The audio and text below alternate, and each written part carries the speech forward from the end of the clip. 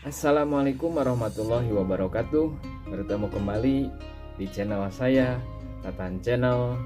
Pada kesempatan kali ini saya akan membahas tentang bagaimana cara melaporkan SPT tahunan bagi wajib pajak yang berpenghasilan di atas 60 juta.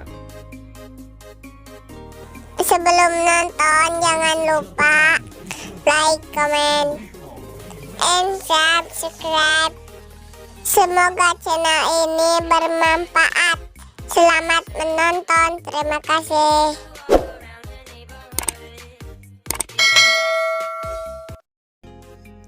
Alhamdulillah, pada kesempatan kali ini saya dapat memberikan pengalaman saya dalam mengisi SPT tahunan bagi wajib pajak yang berpenghasilan di atas 60 juta. Hal ini cukup menyulitkan dan cukup rumit bagi wajib pajak yang mempunyai penghasilan di atas 60 juta karena banyak item yang harus diisi. Mari kita simak sama-sama. Pertama-tama kita harus buka dulu DJP online-nya, kita masukkan seperti biasa NPWP dan juga kode dari NPWP untuk masuk ke dalam DJP online. Seperti biasa ada arsip SPT, buat SPT, draft SPT, dan bantuan. Kita klik saja buat SPT, lalu ada pertanyaan, kita klik saja tidak. Kemudian pertanyaan yang kedua, baca dulu, kita klik tidak. Kemudian pertanyaan ketiga, apakah perolehan bruto selama setahun kurang dari 60 juta? Kita harus melihat dulu SPT-nya. Di sini 65 juta, otomatis yang harus diklik itu tidak. Karena ini untuk golongan 4A ke atas. Kita klik saja tidak. Karena berdasarkan SPT, wajib pajak ini dalam setahun itu kurang dari 60 juta, maka klik tidak. Kemudian Anda dapat menggunakan formulir yang mana? Dalam mengisi formulir kita pilih saja dengan bentuk formulir yang pertama. Walaupun bisa saja kita mengisinya yang kedua dengan panduan. Selanjutnya klik yang berwarna kuning ini. Lalu di sini pilih tahun pajak, tinggal pilih saja tahun pajak 2020. Status normal. Kemudian di sini bagian A, penghasilan yang dikenakan PPh final dan atau bersifat final. Kita klik tambah saja. Kemudian di sini ada sumber atau jenis penghasilan. Kita klik, kita pilih yang terakhir nomor 14, penghasilan lain yang dikenakan pajak final atau bersifat final. Kita pilih saja yang itu.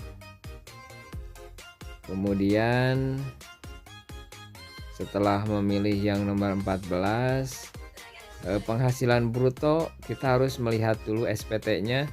Di sini ada nomor 11, jumlah penghasilan bruto sejumlah Rp65.714.640. Kemudian PPh terutang, kita lihat lagi SPT-nya.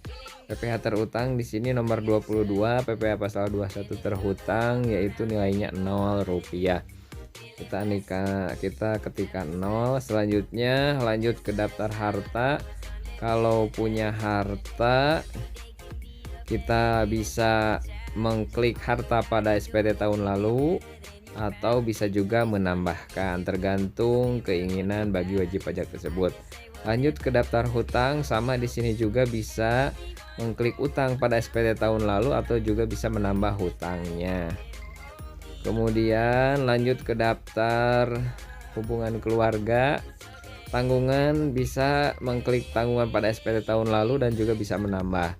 Di sini tahun lalu masih ada tanggungannya itu dua orang anak berdasarkan SPT. Di sini kawin 1 anak, berarti kita hapus 1 orang. kita harus menghapus satu orang yang sudah tidak tertanggung.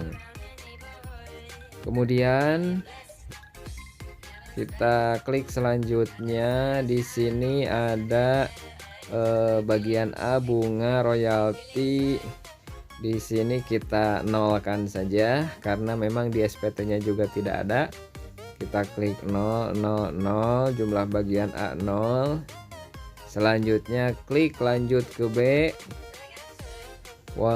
Bantuan warisan bagian laba klaim beasiswa langsung 0, nolkan saja karena di SPT-nya juga tidak ada. Kemudian klik selanjutnya. Kalau yang ini itu bagian C, daftar pemotongan PPh oleh pihak lain. Kita klik tambah saja. Kita klik jenis pajak pasal 21 NPWP, kita lihat lagi di SPT-nya. Nah, bagian sini untuk NPWT pemotong kita ketikkan saja, maka otomatis di nama pemotong akan muncul dengan sendirinya apabila NPWP pemotongnya telah di entry.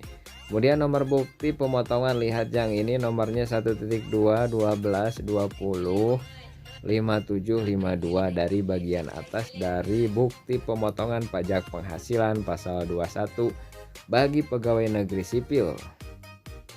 Kemudian setelah diisikan, kita isikan juga tanggal bukti pemotongan. Sama di sini dilihat di bagian bawah ada tanggal 1 bulan 1 2021, kita isikan saja. Kemudian jumlah PPh yang dipotong atau dipungut sama, kita juga harus melihat dari SPT-nya.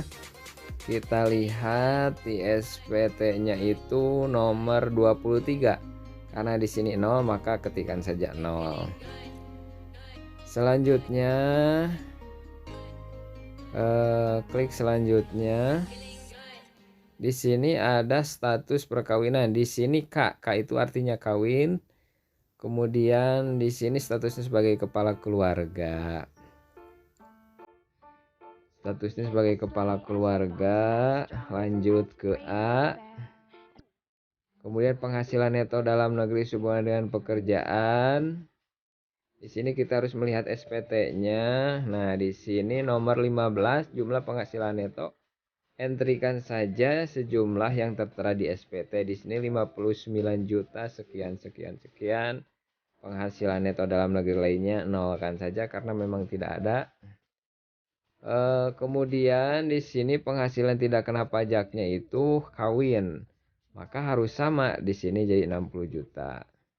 Kemudian PPh 21 terhutangnya 0 karena di SPT-nya juga 0. Lanjut, di sini kredit pajak nolkan saja karena memang tidak ada.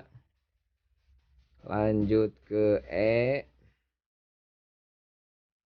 Lanjut ke E, di sini nihil hasilnya, berarti sudah betul kalau nihil ataupun 0. Lanjut ke F, di sini tidak ada, nolkan saja. Langsung ke pernyataan. Klik setuju, klik selanjutnya. Di sini hasilnya itu lengkap dan jumlahnya 0. Lalu klik untuk mendapatkan verifikasi ke alamat yang telah tertera di DJP online. Oke, sukses, klik ya. Kita lihat emailnya.